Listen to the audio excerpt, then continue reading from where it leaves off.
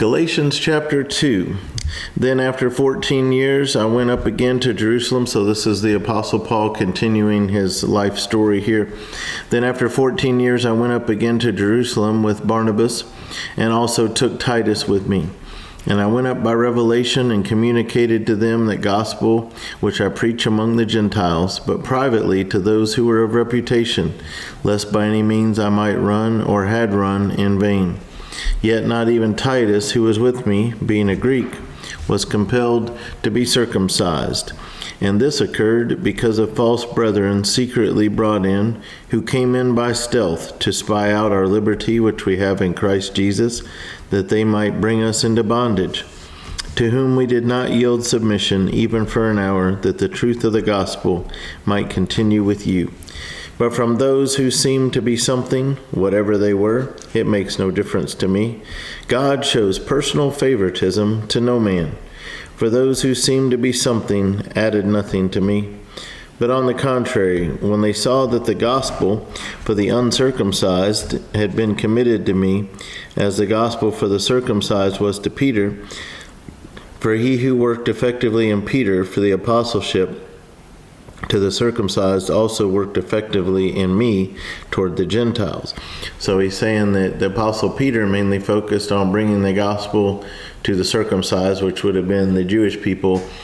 The Apostle Paul focused his ministry on more the Gentiles, the non-Jews.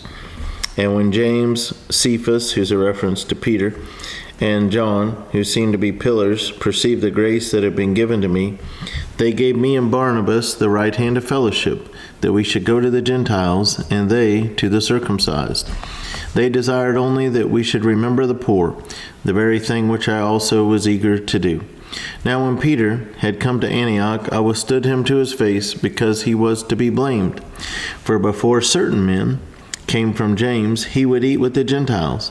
But when they came, he withdrew and separated himself, fearing those who were of the circumcision. So he's saying that him and Peter had some contention, because Paul had noticed that Peter acted one way around the Jews and a different way around the Gentiles.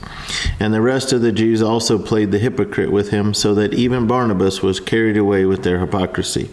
But when I saw that they were not straightforward about the truth of the gospel, I said to Peter before them all, if you, being a Jew, live in the manner of Gentiles and not as the Jews, why do you compel Gentiles to live as Jews?